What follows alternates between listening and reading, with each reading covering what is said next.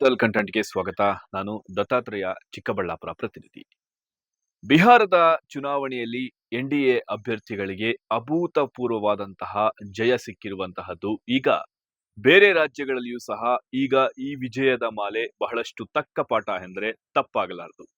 ಸದ್ಯ ಬಿಹಾರದ ಚುನಾವಣೆಯ ನಂತರ ಈಗ ಕರ್ನಾಟಕದಲ್ಲಿಯೂ ಸಹ ಎನ್‌ಡಿಎ ಅಭ್ಯರ್ಥಿಗಳು ತಮ್ಮದೇ ಆದಂತಹ ರೀತಿಯಲ್ಲಿ ಕಾರ್ಯಕರ್ತರನ್ನ ಸೆಳೆಯಲು ಹಾಗೂ ಮುಂಬರುವಂತಹ ಚುನಾವಣೆಗಳನ್ನ ಎದುರಿಸಲು ಈಗಾಗಲೇ ಸಕಲ ಸಿದ್ಧತೆಯನ್ನ ನಡೆಸಿಕೊಂಡು ಬರ್ತಾ ಇದ್ದಾರೆ.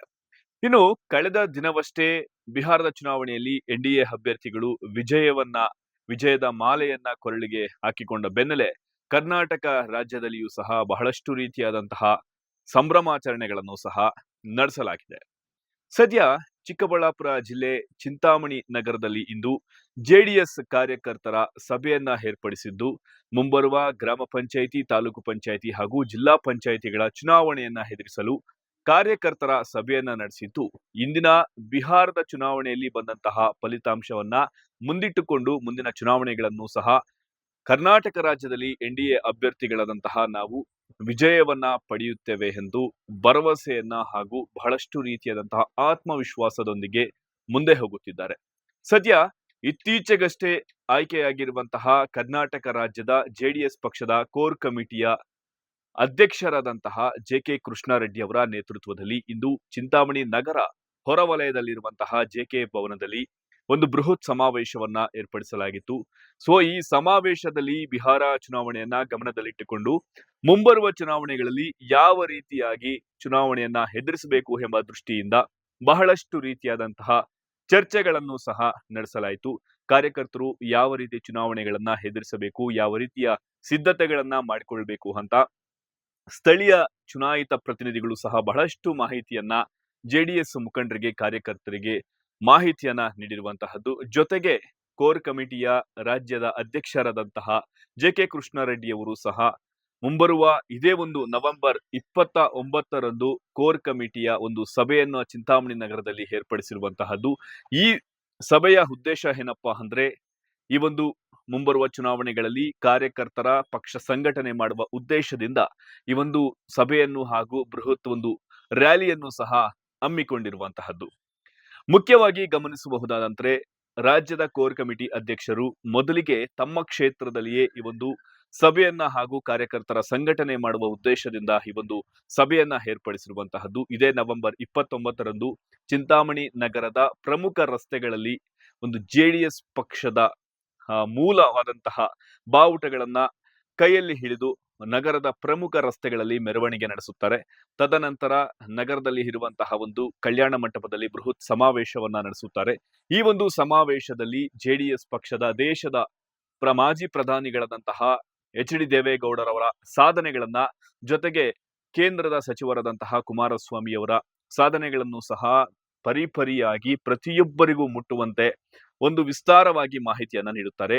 ಅಷ್ಟೇ ಅಲ್ಲ, ಜೆಡಿಎಸ್ ಪಕ್ಷದಿಂದ ಬೆಳೆದು ಬೇರೆ ಪಕ್ಷಗಳಿಗೆ ಹೋದಂತಹ ನಾಯಕರ ಬಗ್ಗೆ ಸಂಕ್ಷಿಪ್ತವಾದಂತಹ ಮಾಹಿತಿಯನ್ನ ನೀಡುತ್ತಾರೆ.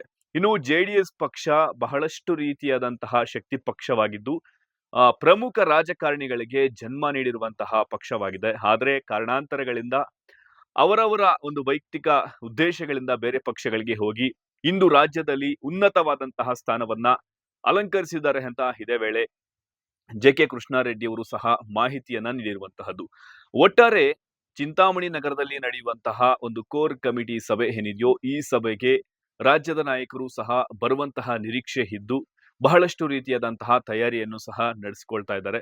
ಜೊತೆಗೆ ಜೆಡಿಎಸ್ ಪಕ್ಷದ ಮುಖಂಡರು ಎಲ್ಲಾ ಒಂದು ಚುನಾವಣೆಗಳ ಎದುರಿಸುವ ದೃಷ್ಟಿಯಿಂದ ಸಕಲ ಸಿದ್ಧತೆಯನ್ನ ಪ್ರಸ್ತುತ ದಿನದಿಂದಲೇ ನಾವು ತಯಾರಾಗಿರ್ಬೇಕು ಅಂತ ಕಾರ್ಯಕರ್ತರಿಗೆ ಒಂದು ಮಾಹಿತಿಯನ್ನ ಕೊಟ್ಟಿರುವಂತಹದ್ದು. ಜೊತೆಗೆ ಸ್ಥಳೀಯವಾಗಿ ಉನ್ನತ ಶಿಕ್ಷಣ ಸಚಿವರು ಆದಂತಹ ಸ್ಥಳೀಯ ಶಾಸಕರು, ಚಿಕ್ಕಬಳ್ಳಾಪುರ ಜಿಲ್ಲೆಯ ಉನ್ನತ ಸಚಿವರಾದಂತಹ ಎಂ.ಸಿ. ಸುಧಾಕರ್ ಅವರಿಗೂ ಸಹ ವಾಗ್ದಾಳಿಯನ್ನ ನಡೆಸಿರುವಂತಹದ್ದು. ಯಾಕಂದ್ರೆ ಇತ್ತೀಚೆಗಷ್ಟೇ ಒಂದು ಇಂಜಿನಿಯರಿಂಗ್ ಕಾಲೇಜು ವಿಚಾರದಲ್ಲಿ ಸಚಿವರಾದಂತಹ ಎಂ.ಸಿ. ಸುಧಾಕರ್ ಅವರು ನಮ್ಮ ಕಾಲೇಜು ಕಟ್ಟುತ್ತಿರುವ ಉದ್ದೇಶ ಏನಪ್ಪಾ ಅಂದ್ರೆ, ಈ ಒಂದು ಕಾಲೇಜನ್ನ ನೋಡಿ ಮಾಜಿ ಶಾಸಕರು ಹಾಗೂ ಮಾಜಿ ಉಪ ಸಭಾಪತಿಗಳಾದಂತಹ ಜೆ.ಕೆ. ಕೃಷ್ಣಾರೆಡ್ಡಿ ಅವರು ಹೊಟ್ಟೆ ಹುರಿದುಕೊಳ್ಬೇಕು, ಮಜ್ಜಿಗೆ ಕುಡಿಬೇಕು ಅಂತ ಹೇಳಿಕೆಯನ್ನ ಕೊಟ್ಟಿದ್ರು. ಇದೇ ವಿಚಾರವಾಗಿ ಟಾಂಗ್ ಕೊಟ್ಟಿದ್ದಾರೆ. ಯಾಕಂದ್ರೆ ನನ್ನ ಹೊಟ್ಟೆ ಹುರಿಸ್ಬೇಕು ಅನ್ನೋ ಉದ್ದೇಶದಿಂದ ಸಾವಿರಾರು ಕೋಟಿ ಹಣವನ್ನ ಚಿಂತಾಮಣಿಗೆ ತರ್ತಾ ಇದ್ದಾರೆ. ಅಭಿವೃದ್ಧಿ ಮಾಡಿದ್ರೆ ನನ್ನ ಯಾವುದೇ ರೀತಿಯಾದಂತಹ ವಿರೋಧ ಇಲ್ಲ ಅಂತ ಇದೇ ವೇಳೆ ಸಚಿವರಿಗೂ ಸಹ ಒಂದು ಟಾಂಗ್ ಕೊಟ್ಟಿರುವಂತದ್ದು.